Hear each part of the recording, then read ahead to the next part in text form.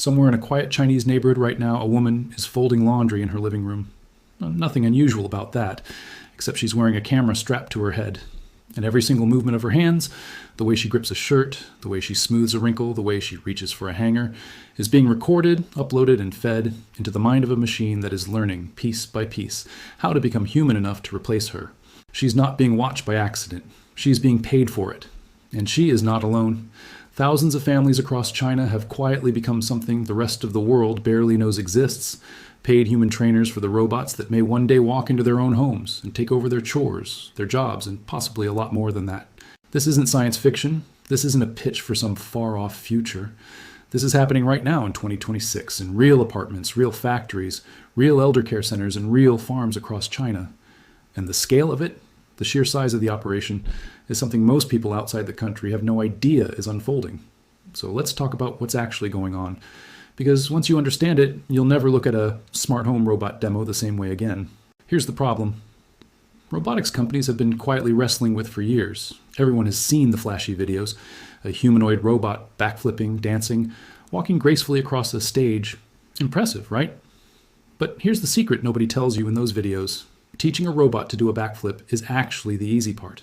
That kind of movement can be trained almost entirely inside a computer simulation, a virtual gym where the robot practices thousands of times without ever touching a real object. The real challenge, the one that has stumped some of the smartest engineers on the planet, is something far more mundane. It's teaching a robot to pick up a dirty bowl off a table without dropping it. It's teaching a robot to fold a t-shirt without crumpling it into a ball. It's teaching a robot to understand that a wet floor is slippery, that grease changes how your fingers grip something, that a fork lying next to a plate needs to be avoided, not knocked onto the ground. Why is this so hard? Because the real world is messy in a way that no simulation can fully capture. Physics engines can approximate gravity and friction, but they can't perfectly replicate the feel of a soggy dish towel, the unpredictable wobble of a stack of dishes, or the 100 tiny adjustments a human hand makes without even thinking about it. Robots trained purely in virtual environments walk out into the real world and immediately fall apart when reality refuses to behave like a simulation. So there's only one way to solve it. You need real data, real footage, real hands doing real chores in real messy homes, real factories, real farms, millions and millions of hours of it. And that is exactly the gap that Chinese companies have decided to fill, not with more code, not with more computing power alone, but with an army of ordinary people. Let me take you inside how this actually works, because the details are wilder than you'd expect. In the city of Sukyan, which, by the way, happens to be the hometown of Richard Liu, the billionaire founder of the e-commerce giant JD.com, an entire neighborhood has been transformed into what locals now call a data collection neighborhood. Real residents, ordinary families, are being paid to film themselves doing the most ordinary things imaginable. Cooking dinner, mopping the floor, washing dishes, making the bed. Nothing glamorous, nothing exciting. Just life, captured on camera, sold as data. One of these residents is a stay-at-home mom in her 50s named Gaobo. Her job, and yes, it is a job now, is to film herself doing housework for hours at a stretch. 6 hours at a time, sometimes more. She's not acting, she's not performing for an audience.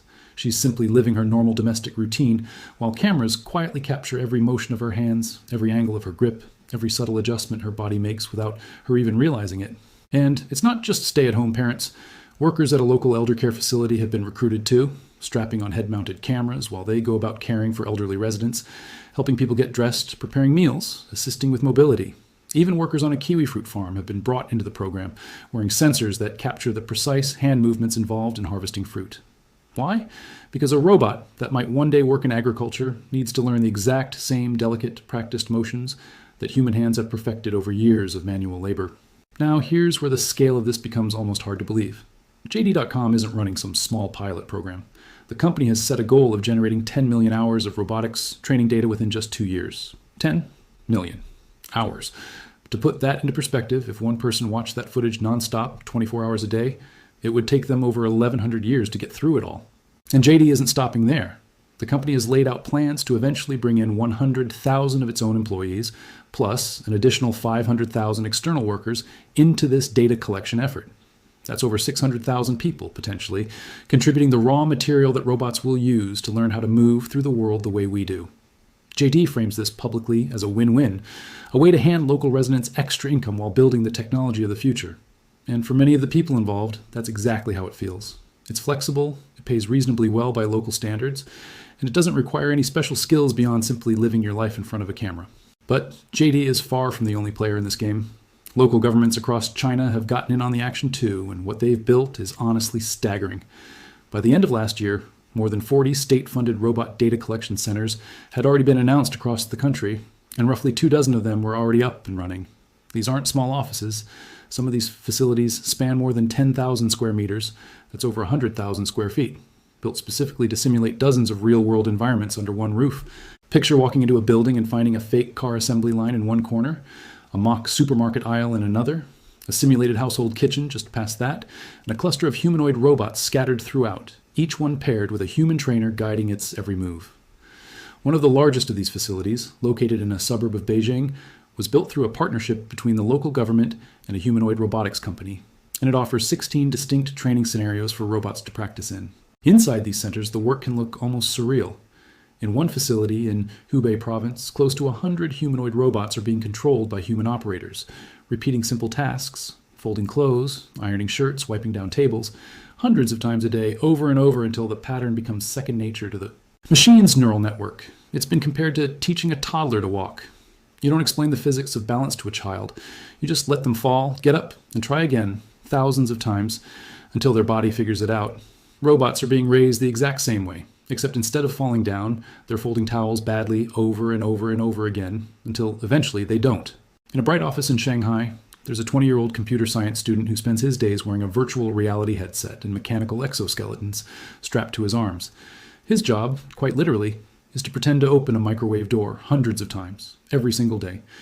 The humanoid robot standing next to him watches and mimics his exact movements, learning the subtle mechanics of a task so simple that most of us have never once thought about. How complicated it actually is. Some days it's the microwave, other days it's folding laundry, other days it's stacking wooden blocks.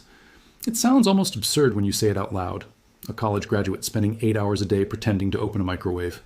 But this is precisely the kind of repetitive, unglamorous labor that is quietly laying the foundation for a trillion-dollar industry. And here's the part that should really make you pause. This entire approach, flooding robots with enormous volumes of real-world data rather than trying to hand-code every possible scenario, mirrors exactly what happened with the AI language models that took over the world a few years ago. Those systems became shockingly capable, not because engineers wrote clever rules for every situation, but because they were fed unimaginable quantities of real text and learned the patterns themselves. The robotics industry is now making the exact same bet, except instead of text, the raw material is human movement. In China, thanks to lower labor costs, strong government backing, and a public that has shown genuine enthusiasm for participating, has managed to mobilize entire populations toward that goal in a way that other countries simply haven't matched. Now let's step outside the training centers and into somewhere far more intimate, actual private homes. In 2026 alone, more than 57 billion yuan has already poured into China's AI and robotics industry. And that number, remember, already exceeds the total amount invested across the entire previous year combined. Investors are not casually dabbling here. They are pouring in capital at a pace that suggests they believe this is not a passing trend, but the beginning of an entirely new industry. And China isn't just participating in the humanoid robot race. By most measures, it's dominating it. According to analysis from Morgan Stanley, Chinese manufacturers accounted for roughly 90% of the 13,000 to 16,000 humanoid robot units sold worldwide, with annual sales projected to climb to around 50,000 units by the end of this year. Beijing has set an ambitious target of reaching 10,000 humanoids in active use, backed by a 100 billion yuan industrial cluster by the year 2027. Shanghai, meanwhile, is pushing hard to weave robotics into logistics, manufacturing, and retail across the entire city. So why is China pulling so far ahead in this specific area? It comes down to a combination of factors that other countries simply can't replicate as easily. Labor costs in China remain comparatively low, which makes large-scale human data collection financially viable in a way it isn't in wealthier nations. The government has thrown its full weight behind the effort, treating robotics as a genuine national priority rather than a niche tech sector. And crucially, there's a public appetite for participating. People genuinely seem willing, even eager, to be part of building this technology, whether out of curiosity, extra income, or a sense that they're contributing to something historically significant. One robotics analyst put it plainly: while the United States still leads when it comes to top-tier AI research talent, China has pulled ahead when it comes to hardware manufacturing and the sheer scale of its data ecosystem. And in an industry where the biggest bottleneck isn't clever algorithms but access to enormous, diverse real-world data, That data advantage might end up mattering more than anyone initially expected. There's also a factory floor version of this same story, and it's just as revealing. In Guangdong province, the manufacturing heartland of southern China, data suppliers have been striking deals with dozens of electronics and packaging factories, outfitting production line workers with head cameras and wrist sensors that quietly capture the precise hand motions involved in assembling components, sealing boxes, and running machinery. Not every factory owner has welcomed the idea. Some worry that strapping sensors onto their workers will slow down production, disrupt carefully tuned assembly lines, or simply create friction with staff who didn't sign up to be filmed all day. So the data suppliers have had to get creative with their pitch, framing it less as an inconvenience and more as an investment in the factory's own future, because the same robots being trained on that footage may, one day, be the ones standing at those very stations, doing that very job. It's a strange kind of trade. Workers today are, in effect, training their own eventual replacements in exchange for a paycheck and the promise that the technology will benefit the business they work for. And this isn't a phenomenon unique to China, even if China has scaled it faster and more aggressively than anywhere else. One company operating this same playbook globally has hired thousands of contract workers spread across more than 50 countries, recruiting tech-savvy young people in places like India, Nigeria, and Argentina, where job markets are tight and steady, income is hard to come by. These workers mount ordinary smartphones onto headbands and record themselves doing exactly the same categories of tasks, folding laundry, washing dishes, cooking meals, sometimes for hours a day. For many of them, the pay is genuinely good by local standards. One young worker in Nigeria, dreaming of one day becoming a doctor, described stumbling onto the opportunity through social media, intrigued by the idea that his everyday chores could somehow become a building block for the future of robotics. But he also described the work as strange, and at times mind-numbingly repetitive, hours spent ironing clothes on camera, task after task, day after day, all in service of a machine he may never actually see in person. It's worth noting this isn't a purely Chinese phenomenon either. It's happening globally, just at different scales. Companies elsewhere have hired thousands of contract workers across dozens of countries, including India, Nigeria, and Argentina, paying everyday people to strap phones to their heads and record themselves doing chores like laundry, cooking, and cleaning.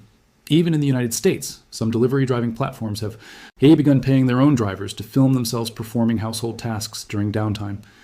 This is quietly becoming a global gig economy, a new category of work that didn't exist 5 years ago and is now spreading across continents.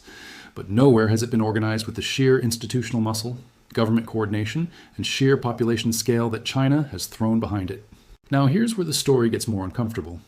Because for all the excitement, all the investment, and all the genuine technological progress, there's a much thornier question sitting quietly underneath all of it. What exactly happens to all this footage once it's recorded? Think about what these cameras are actually capturing.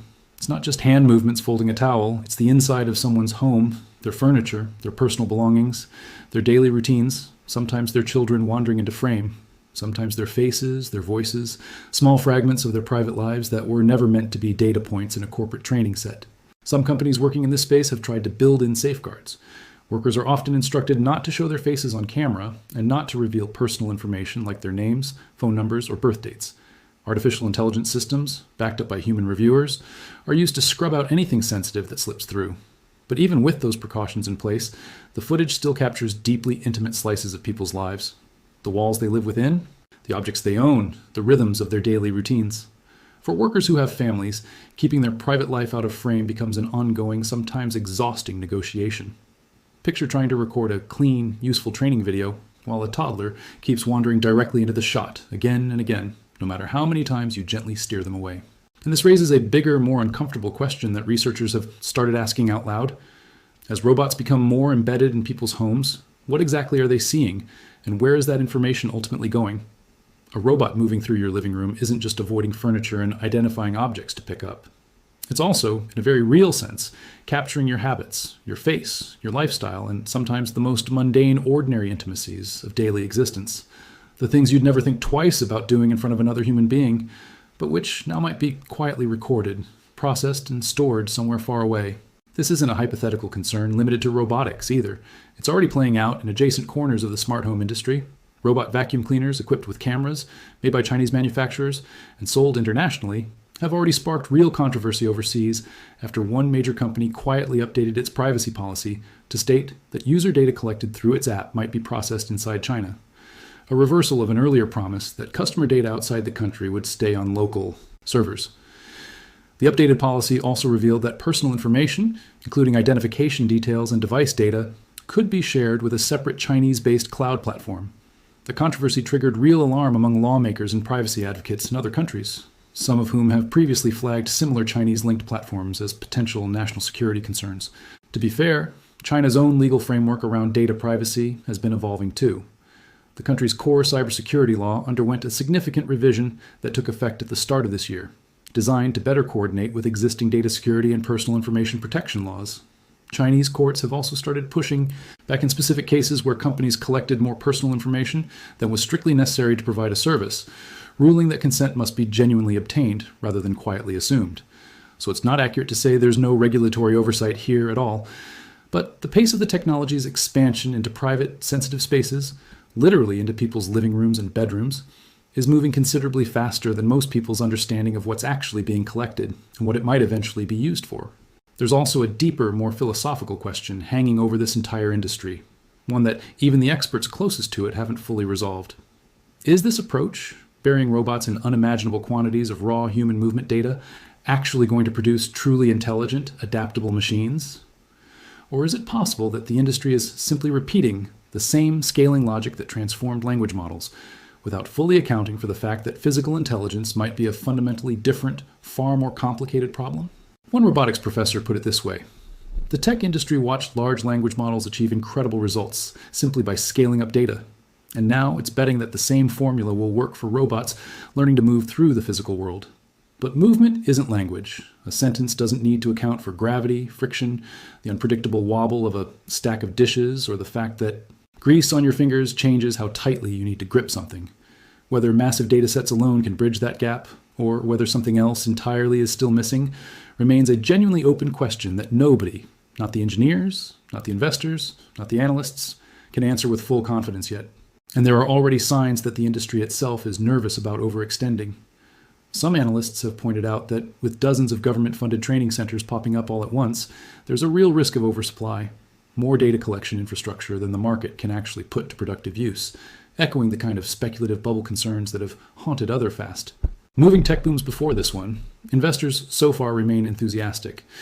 But enthusiasm and long-term viability aren't always the same thing, and the companies at the center of this movement know that if their robots don't rapidly improve to match the scale of investment pouring in, that confidence could evaporate just as quickly as it appeared. So where does that leave us? Somewhere strange, honestly. We are living through the earliest, clumsiest chapter of a technology that companies openly believe will eventually reshape how households function. Cleaning, caregiving, cooking, companionship, all potentially handled by machines that learned how to do it by quietly watching thousands of real families live their real, unremarkable lives. Right now, those machines still fumble folding a t-shirt, still need a human standing nearby just in case, still require an engineer to babysit them through a simple task. But underneath that clumsiness is a staggering amount of capital, government backing, and human labor being funneled into closing that gap as quickly as possible.